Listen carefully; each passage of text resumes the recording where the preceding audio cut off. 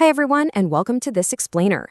I am absolutely pumped to dive into today's topic with you because, well, it hits right at the very heart of what makes shared classrooms actually function.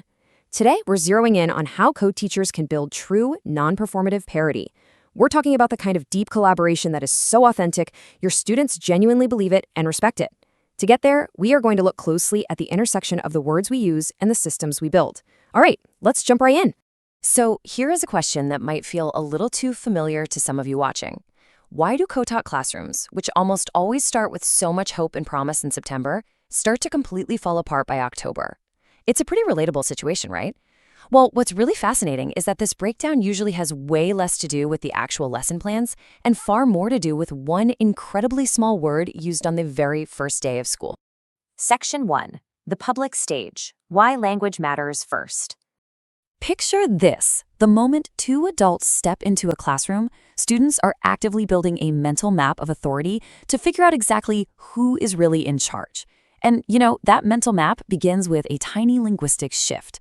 Going from saying my classroom and my students to our classroom and our students isn't just about being polite. It sends a massive, undeniable signal to the room. It establishes a shared expectation from day one, literally telling the students without spelling it out, hey, both adults belong here and both adults teach. Let's see how this builds out in practice. Saying something like, Mrs. Smith will be assisting me today might sound totally harmless, but it instantly places the co-teacher in a subordinate role.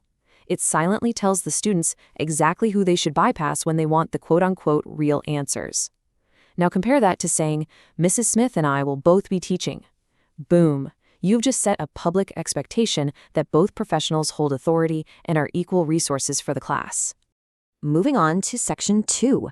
The private reality. Why structure matters most. Okay, so public language is an awesome start, but words alone simply can't carry the partnership, and that brings us to a huge pitfall: performative parity. This is when a teacher uses all the right, inclusive language out in public, but privately, they completely exclude the co-teacher from planning or just treat them like a mere assistant behind the scenes. Look, kids are like radar detectors. They are highly perceptive. They sense tone, they read body language, and they definitely feel tension. Without private routines and agreed-upon workload structures, those nice public words just become a really thin cover for a broken system. To show you exactly what happens when that underlying respect is missing, consider this real incident from a biology class.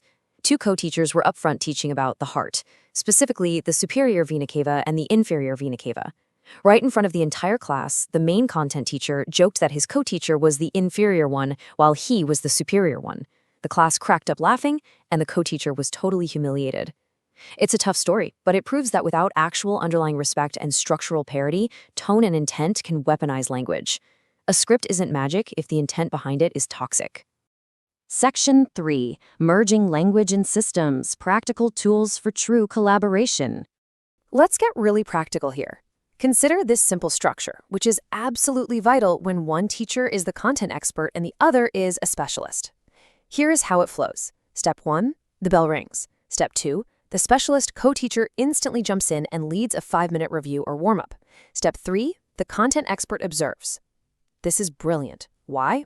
Because it publicly establishes the specialist as an instructional leader from the literal first minute of class. And the best part is, they don't even need to know AP-level chemistry or super advanced content on day one to pull it off effectively. It gives them immediate visible authority. But wait, let's hit the brakes for a second. What if the lesson plan changes at 7 a.m.? That amazing 5-minute public review we just talked about requires some serious structural agreements beforehand.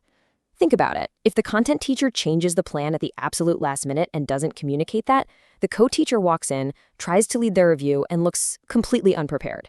Without planning, sudden schedule changes like that actually damage the exact authority we are trying so hard to build. And that right there is why the same linguistic discipline must be applied behind the scenes, away from the kids. Saying to your co-teacher, you should have thought through the complexity, lands exactly like blame and instantly triggers defensiveness. Instead, try saying, next time let's think through the complexity. Actually, scratch that, it's not just a try, it's a completely different mindset. Changing should have to next time instantly shifts a really hard conversation away from blame and directly into productive problem solving. Here is another tiny, powerful tweak. Try replacing the word but with and. When you tell your partner, I know you worked hard on this, but the students were confused, what happens? The listener literally only hears the criticism. Everything before the but gets erased. Replacing but with and is basically like changing a stop sign to a merge sign. It allows both truths to exist simultaneously in the room. You validate their hard work, and you address the critical feedback without completely shutting down the conversation. Look, even with the best language in the world, people get tired and they get defensive. That's just being human. That is where the 3x5 What's Working index card acts as a phenomenal circuit breaker. Instead of a rushed, super defensive hallway conversation between periods, you use structured written prompts like, I noticed, and one thing we might try next time. It cools the emotion down by moving the feedback into a safer, structured container. Oh, and a quick pro tip, totally avoid using red ink. I'm serious. To so many teachers, seeing red ink instantly feels like failure before they've even read the words. All right, let's tackle the giant elephant in the room, workload resentment. One of you has 60 huge essays to grade, the other is completely drowning in IEPs. Resentment builds up fast in those environments. But language can help propose a microstructure to save you.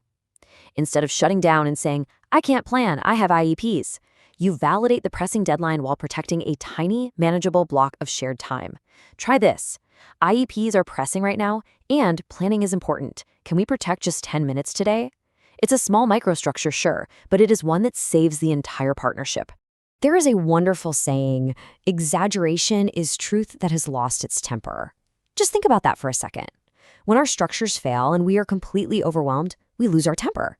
We start using extreme, unsolvable warning light phrases that exaggerate the reality of the situation. We snap and say things like, you never come to planning, or you always change the lesson.